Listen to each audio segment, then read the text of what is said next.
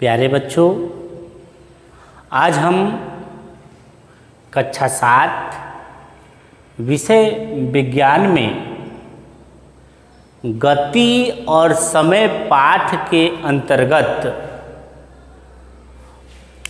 एक समान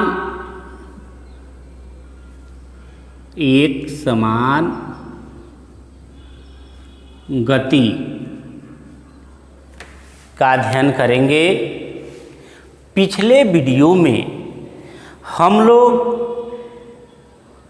गति के बारे में पढ़े थे, गति के प्रकार के बारे में पढ़े थे, चाल के बारे में पढ़े थे। चाल की परिभाषा अगर आपको याद हो तो हम बताए थे, किसी वस्तु द्वारा एकांक समय में चली गई दूरी को चाल कहते हैं। चाल बराबर दूरी बटा समय होता है। और चाल का जो मात्रक हम आपको बताए थे, किस में मापा जाता है चाल को, तो मीटर प्रति सेकेंड बताए थे। आज पहला जो हेडिंग होगा हम लोग का, टॉपिक जो होगा वह एक समान गति। एक समान गति क्या होती है यह होगा।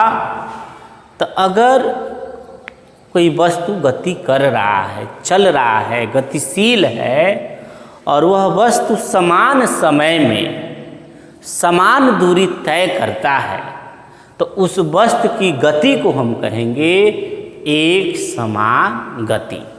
उदाहरण के लिए, चंद्रमा पृथ्वी के चारों ओर गति करता है और वह जो है एक चक्कर निश्चित समय में पूरा करता है, दूसरा चक्कर उतने ही समय में पूरा करता है।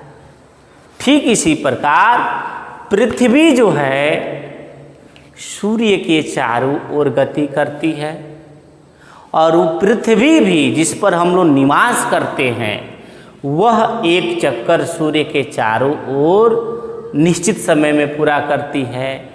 दूसरा भी चक्कर जो लगाती है पृथ्वी, वह भी निश्चित समय में ही पूरा करती है। इसका मतलब ये हुआ कि पृथ्वी की जो गति होगी, चंद्रमा की जो गति होगी, वह एक समान गति होगी। इस पर भी हम लोग उदाहरण से समझ सकते हैं। ये कोई बिंदु ए है, दूसरा बिंदु बी है, और तीसरा बिंदु सी है, चौथा बिंदु डी है। इसके बीच की जो दूरी है वह 10 मीटर है। यह भी दूरी 10 मीटर है और यह भी दूरी 10 मीटर है। कोई वस्तु है जो गतिशील है और ए से बी तक आने में वह 15 सेकेंड लेती है, बी से सी तक आने में भी 15 सेकेंड लेती है, सी से डी तक जाने में भी 15 सेकेंड समय लेती है। अब हम ध्यान से देखेंगे, पहला जो 10 मीटर वस्तु दूरी तय की है वह भी 15 सेकेंड में, दूसरा 10 मीटर वो भी 15 सेकेंड में, और तीसरा 10 मीटर ये भी 15 सेकेंड में। यानी समान समय में समान दूरी तय हो रहा है, तो वस्तु की जो गति होगी वह एक समान गति होगी। यह एक समान गति है। दूसरा जो आज का हेडिंग है हम लोग का, वह है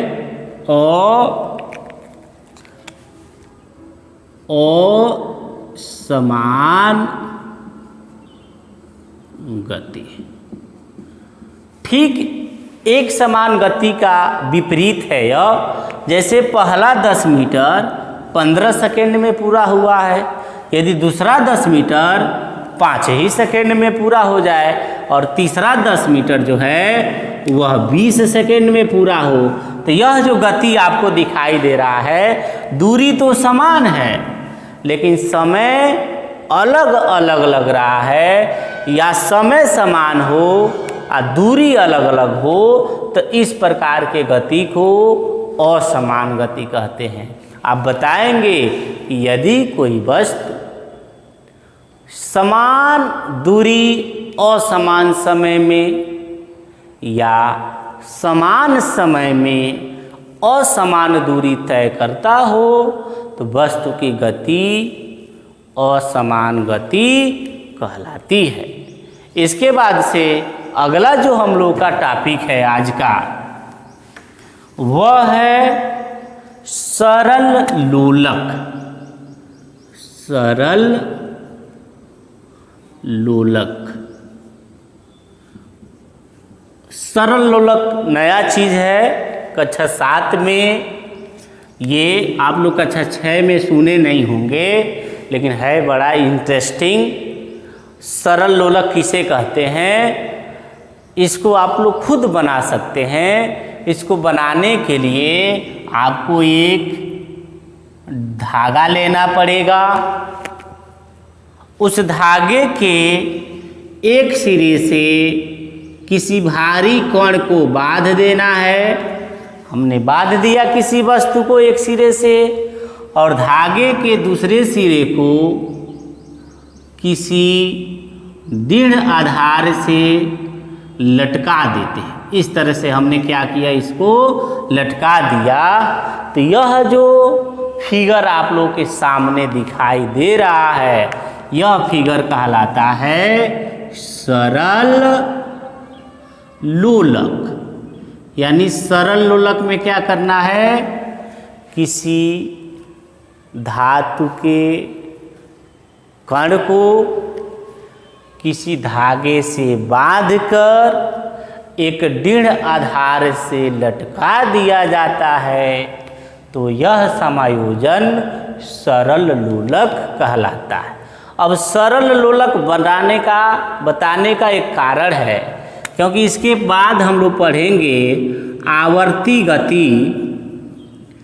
आवर्ती गति या इसका एक और नाम है दोलन गति।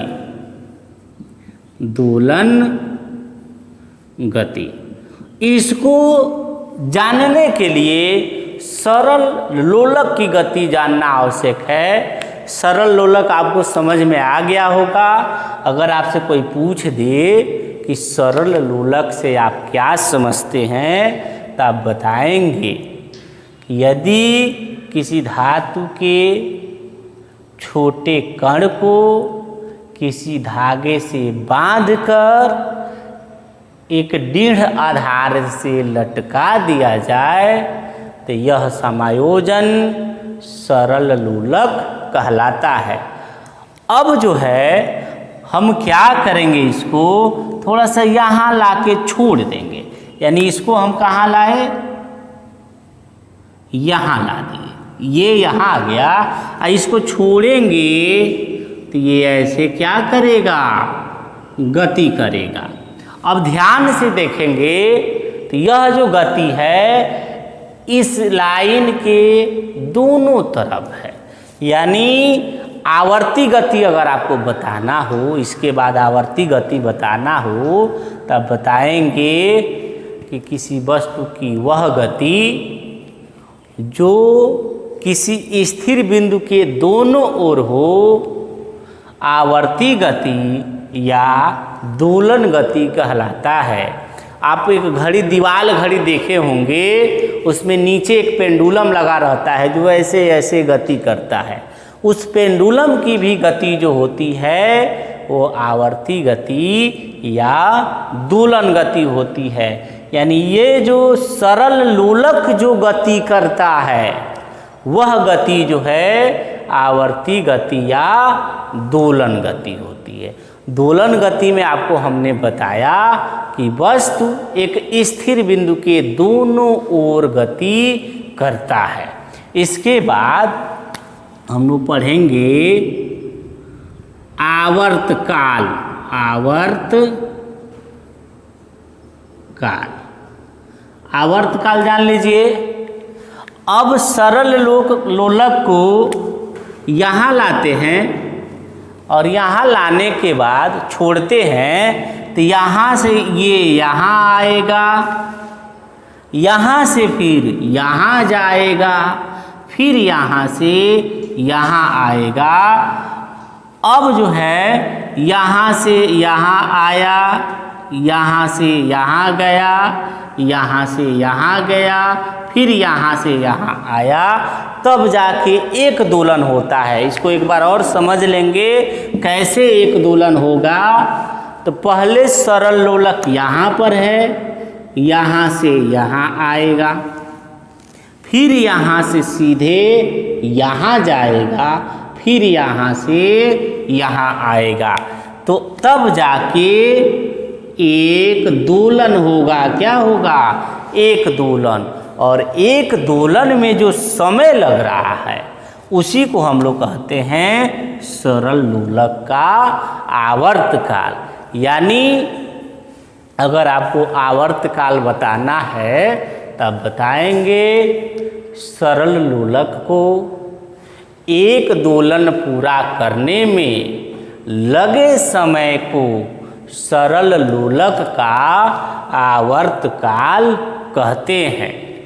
तो ये 7 में था, कक्षा 7 में हम लोग पढ़े एक समान गति, असमान गति, सरल लोलक, आवर्ती गति या दोलन गति, उसके बाद आवर्त काल। इसको ध्यान से किताब में पढ़ लेंगे और कॉपी पर नोट कर लेंगे।